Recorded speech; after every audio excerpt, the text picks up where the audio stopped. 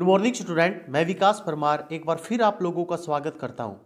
तो बच्चों, जो आज की करंट अफेयर है, जो वीडियो है, वो आप लोगों के चाहे दुर्गा शक्ति का एग्जाम हो, चाहे आप लोगों का ग्राम सचिव पटवारी का एग्जाम हो, इसमें आप लोगों को कम से कम 2 क्वेश्चन जरूर दे के जाएगी बच्चों। इसलिए इस वीडियो को पूरा कंप्लीट देखें। और पहले तो मैंने इसको डीपली में समझाया है, उसके बाद आखिरी में इसके लिए क्वेश्चन बनाए हैं, उनका आंसर भी आप लोग मुझे देना। सबसे पहले तो आप लोगों को पता ही है कि हाल ही में करंट अफेयर का क्वेश्चन बना हुआ है यूएनएफसीसी कोप 26। यूएनएफसीसी की कोप 26 की जो बैठक हुई है वो कहाँ पर हुई है? तो ये ग्लासगो के अंदर हुई है बच्चों, ग्लासगो के अंदर हुई है। तो सबसे पहले हम इसके बारे में थोड़ा सा बेस से पढ़ते हैं, पीछे से पढ़ते हैं। देखो भैया, सबसे पहले तो ये कोप 26 जो कोप की बैठकें होती है, इनका टारगेट क्या होता है? इनका टारगेट होता है कि जो कार्बन का उत्सर्जन है उसको जीरो करना, कार्बन का उत्सर्जन जीरो करना। अगर मैं आप लोगों से कहता हूं पृथ्वी का टेम्परेचर बढ़ता जा रहा था, इसलिए इसको बचाने के लिए 1992 में 1992 में एक सम्मेलन बुलाया गया ब्राजील के रियो डी जेनेरो शहर में। और इस सम्मेलन को बोला गया रियो सम्मेलन, या इसको हम कह सकते हैं पृथ्वी सम्मेलन 1992 कहा गया इस सम्मेलन को। इसमें कुछ एजेंडे रखे गए थे बच्चों, एजेंडा रखा गया था उसमें, उस समय जो 1992 है उसमें एजेंडा रखा गया था एजेंडा 21। एजेंडा 21वीं सदी तक, मतलब जो कार्बन का उत्सर्जन है वो कम किया जाएगा ताकि पृथ्वी का टेम्परेचर न बढ़ पाए, इसलिए। ठीक है, अब ये सदी के बारे में अगर मैं बात करता हूं, जैसे 1992 है, या मैं आप लोगों से कहता हूं 1993 लगा लो, जिस तरीके से 15/11/1993 को मेरा जन्मदिन है, तो मेरा जन्मदिन किस सदी में हुआ तो वो आपसे बात करता हूं। जैसे 19 है ना, इसके आगे ये 19, इस 19 का मतलब तो है कि 19 सदी बीत चुकी है, अब 20वीं सदी आई हुई है, 20वीं सदी चल रही है अब। ठीक है, कौन सी सदी चल रही है अब? 20वीं सदी। 1993 का मतलब ये है। और जैसे अब मैं आप लोगों से कहता हूं, मान लो 2021 है, तो 2021 का मतलब है 20 सदी तो बीत चुकी है, 20 सदी तो बीत चुकी है, अब 21वीं सदी चली हुई है, इसका मतलब ये होता है। तो 21वीं सदी में अब जो बैठक हुई है, मतलब 2021 के अंदर, वो UNFCCC कोप 26 की बैठक हुई है बच्चों। अब इसके बारे में बात करते हैं सबसे पहले कि ये UNFCCC क्या है। सबसे पहली बात तो आप लोगों को मैं बताता हूं UNFCCC के बारे में। इस UNFCCC की फुल फॉर्म अगर आप लोगों से पूछ ली जाए तो इसकी फुल फॉर्म होती है United Nations framework convention on climate change. On climate change होती है convention. United Nations framework convention on climate change is the full form of UNFCCC। ठीक है, अगर मैं इसके बारे में बात करता हूं, इसके अंदर कितने सदस्य देश हैं, तो इसके अंदर 197 सदस्य देश हैं। और इनका टारगेट क्या है? इनका सबका टारगेट ये है कि पृथ्वी का टेम्परेचर को 2 डिग्री सेल्सियस से कम रखा जाए, 2 डिग्री सेल्सियस से पृथ्वी का टेम्परेचर को कम रखा जाए। उसके लिए जो जो भी चीजें उनको करनी पड़ेगी वो सब करेंगे UNFCCC के जो सदस्य देश हैं वो आप लोगों के सामने। अब दूसरी बात देखो बच्चों, अब ये UNFCCC की जो बैठकें होती हैं, इन बैठकों को ही क्या कहा जाता है? कोप कहा जाता है। इन बैठकों को क्या कहा जाता है? कोप कहा जाता है, COP। अब कोप के बारे में अगर मैं बात करता हूं तो कोप क्या है? एक प्रकार से कन्फ्रेशन ऑफ पार्टी है, कन्फ्रेशन ऑफ पार्टी। इसकी जो पहली बैठक थी, कोप की पहली बैठक जो थी वो कब बुलाई गई थी? 1995 में बुलाई गई थी, जर्मनी के अंदर बुलाई गई थी। देखो, UNFCCC एक अलग बात है, उसका गठन हुआ था 1992 में, लेकिन उस UNFCCC के अंतर्गत जो बैठकें होती हैं उसको कहते हैं कोप कहते हैं। और कोप की जो पहली बैठक बुलाई गई थी वो 1995 में जर्मनी में बुलाई गई थी। ठीक है, अब दूसरी बात अगर मैं करता हूं, अब 2021 के अंदर जो कोप की बैठक बुलाई गई है वो कहां पर बुलाई बच्चों? आप लोगों को बता चुका हूं मैं, वो बुलाई गई है स्कॉटलैंड के अंदर।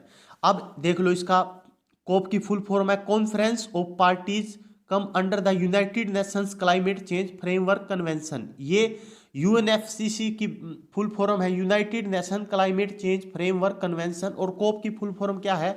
Conference of parties. ठीक है, अब दूसरी बात करते हैं हम। अब देखो, ये बैठक बुलाई कहां पे गई थी? ये बैठक बुलाई गई थी स्कॉटलैंड के अंदर। इस स्कॉटलैंड का यहाँ पे आप देखोगे तो यहाँ पे आप लोगों को स्कॉटलैंड के अंदर एक जगह पाएगी आपको ग्लासगो। इस स्कॉटलैंड के अंदर जगह पाएगी ग्लासगो। देखो बच्चों, अगर मैं इस स्कॉटलैंड को और इस इंग्लैंड को और इस वेल्स तीनों को अगर मैं मिला देता हूँ ना, स्कॉटलैंड, इंग्लैंड, स्कॉटलैंड और ये इंग्लैंड और वेल्स, इन तीनों को मिलाकर क्या बोला जाता है? ब्रिटेन बोला जाता है। इन तीनों को मिलाकर क्या बोला जाता है? ब्रिटेन। लेकिन अगर मैं आयरलैंड का ये ऊपरी भाग को भी शामिल कर लेता हूं, बोले तो स्कॉटलैंड, इंग्लैंड, वेल्स और आयरलैंड का उत्तरी साइड, अगर इन तीनों चारों को शामिल कर लेता हूं तो इसको बोलते हैं यूके, यूनाइटेड किंगडम बोलते हैं इसको हम बच्चों। अब नेक्स्ट पॉइंट क्या है बच्चों? नेक्स्ट पॉइंट के बारे में बात करते हैं कि ये जो कार्बन का नेट जीरो रखा जाना है, इसका उद्देश्य रखा गया है 2050 तक। 2050 तक कार्बन जो नेट है वो कितना रखा जाएगा?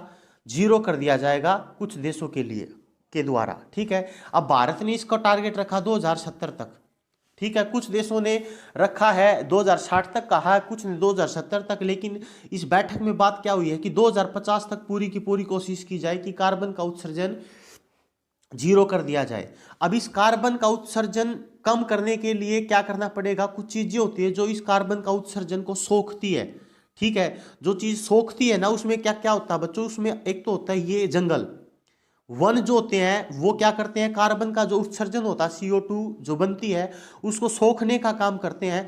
प्लस में इसको सोखने का काम करते हैं समुंदर। कौन करते हैं बच्चों इसको सोखने का काम?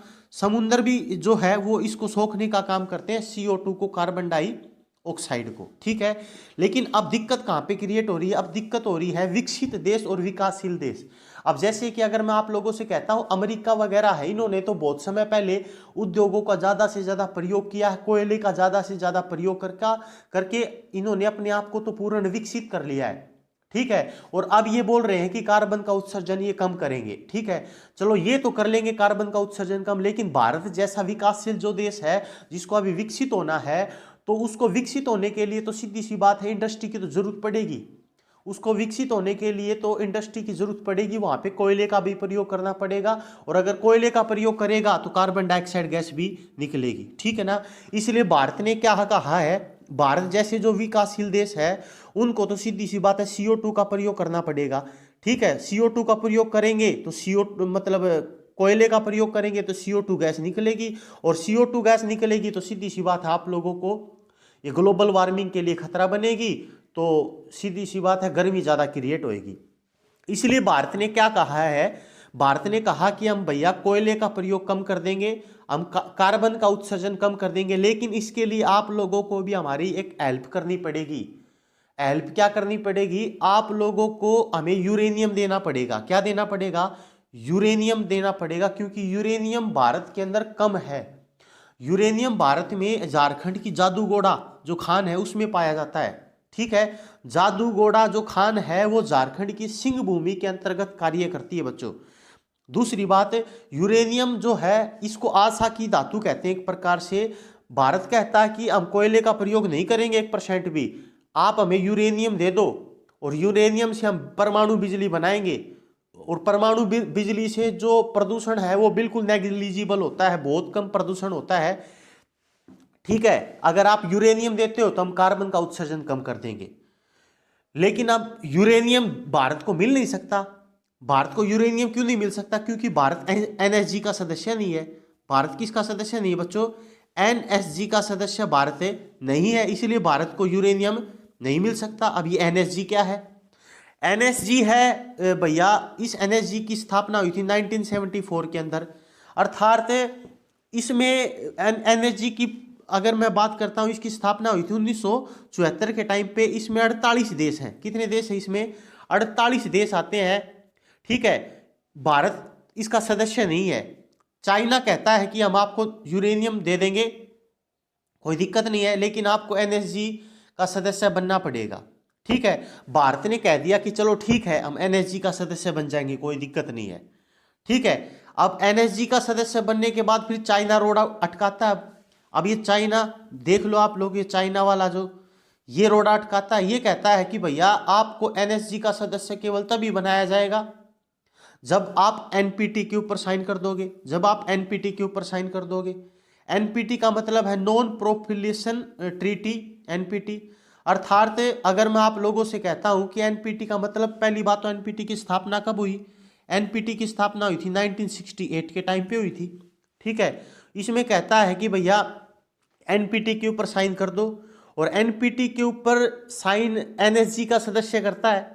एनएसजी का सदस्य अगर एनपीटी के ऊपर साइन करता है तो इसका मतलब है कि वो अपनी जो परमाणु टेक्नोलॉजी है, जो उसके पास परमाणु जो टेक्नोलॉजी आएगी वो किसी के साथ साझा नहीं करेगा, ना ही वो परमाणु बम बना सकता। तो भारत के पास जो परमाणु बम है उसको ऑटोमेटिक उसको भारत को खत्म करना पड़ेगा अगर भारत एनपीटी के ऊपर साइन करता है। तो ऊपर से ये भी कहते हैं एनपीटी के अंदर जो इसके पास जो कुछ जो विकसित देश है कुछ जिनके पास परमाणु बम है वो तो बना सकते हैं, कोई दूसरा नहीं बना पाएगा, या उनके पास है तो कोई दूसरा नहीं बना पाएगा। इसलिए भारत एनपीटी पर साइन नहीं करता कभी भी, इसलिए ये प्रॉब्लम क्रिएट हो रही है सारी की सारी।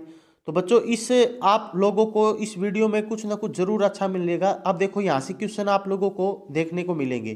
पहला तो UNFCCC का गठन कब हुआ था? तो 1992 में गठन हुआ था UNFCCC का। उसके बाद पहला सम्मेलन UNFCCC का कहाँ हुआ था? रियो डी जेनेरो में, ब्राजील के, और इसे क्या बोला गया था? पृथ्वी शिखर सम्मेलन बोला गया था। UNFCCC की फुल फॉर्म पूछ लिया जाए तो United nation framework convention on climate change. उसके बाद COP की फुल फॉर्म पूछ ली जाए तो कॉन्फ्रेंस ऑफ द पार्टीज। ठीक है, उसके बाद अगर पूछ लिया जाए ग्रीन हाउस गैस कौन कौन सी होती है तो CO2 होती है, नाइट्रस ऑक्साइड होती है, मीथेन होती है, CFC क्लोरोफ्लोरोकार्बन होती है, वाष्प होते हैं, ओजोन होती है। और ओजोन परत कहाँ पाई जाती है? समताप मंडल के अंदर पाई जाती है। ठीक है, लेकिन ये CFC का प्रयोग ज़्यादा से ज़्यादा जब हम कर रहे हैं तो इस ओजोन परत को नुकसान पहुंच रहा है। ठीक है, और अगर ओजोन परत एक प्रकार से खत्म हो गई तो सीधी सी बात है सूर्य से आने वाली जो पराबैंगनी किरणें वो पृथ्वी के ऊपर आ जाएगी, टेम्परेचर ऑटोमेटिक बढ़ जाएगा। उसके बाद अगर मैं आप लोगों से नेक्स्ट पॉइंट की बात करता हूं कि भारत में यूरेनियम कहाँ मिलता है, यूरेनियम के बारे में बात, तो यूरेनियम जादूगोड़ा की खान में मिलता है, झारखंड के अंदर। यह खान सिंह भूमि झारखंड के अधीन है। नलगोड़ा में आंध्र प्रदेश के अंदर भी यूरेनियम प्राप्त होता है। यूरेनियम के 3 आइसोटोप होते हैं, यूरेनियम 238, 235, 234, और ये 92 जो है इसका एटॉमिक नंबर होता है। और एटॉमिक नंबर का मतलब होता है नंबर ऑफ इलेक्ट्रॉन की संख्या या नंबर ऑफ प्रोटॉन की संख्या। इसका मतलब यूरेनियम के अंदर कितने इलेक्ट्रॉन है? 92। और यूरेनियम के अंदर प्रोटॉन भी कितने हैं? 92। और ये 238 क्या होता है? ये मास नंबर होता है। और मास नंबर क्या होता है? प्रोटॉन प्लस में न्यूट्रॉन का जोड़ क्या होता है? Mass number. आशा की धातु भी किसे कहते हैं? भविष्य की धातु भी किसे कहते हैं? यूरेनियम को। दुनिया का सबसे महंगा धातु भी कौन सा है? यूरेनियम। सबसे ज्यादा यूरेनियम कहाँ पाया जाता है? कजाकिस्तान में, कनाडा में, ऑस्ट्रेलिया में। भारत यहीं से लेता है ज्यादातर यूरेनियम। यूरेनियम का आयशक क्या है? पिंच ब्लेड यूरेनियम का आयशक है बच्चों। उसके बाद भारत में मोनाजाइट रेत में पाया जाता है ज्यादातर यूरेनियम, लेकिन यूरेनियम की जगह पे हम थोरियम का प्रयोग करते हैं। भारत ज्यादातर किसका प्रयोग करता है? बिजली बनाने के लिए थोरियम का प्रयोग। NSG की स्थापना कब हुई? NSG की स्थापना 1974 में। इसका मतलब है न्यूक्लियर सप्लायर्स ग्रुप्स। सदस्य देश कितने इसमें? 48। NPT की फुल फॉर्म क्या? Nuclear non proliferation treaty. स्थापना कब हुई? 1968 में। परमाणु अप्रसार संधि इसका मतलब होता है हिंदी में। COP26 कहाँ हुआ?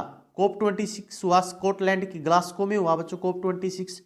तो ये कुछ क्वेश्चन थे, आप लोगों को पूरा का पूरा मैंने डिटेल से बताने की कोशिश की आप लोगों को। ठीक है, इसलिए आप लोग इस पूरी की पूरी वीडियो को ज़्यादा से ज़्यादा शेयर करने की कोशिश करें। ठीक है बच्चों, फिर मिलते हैं एक ब्रेक के बाद, तब तक धन्यवाद।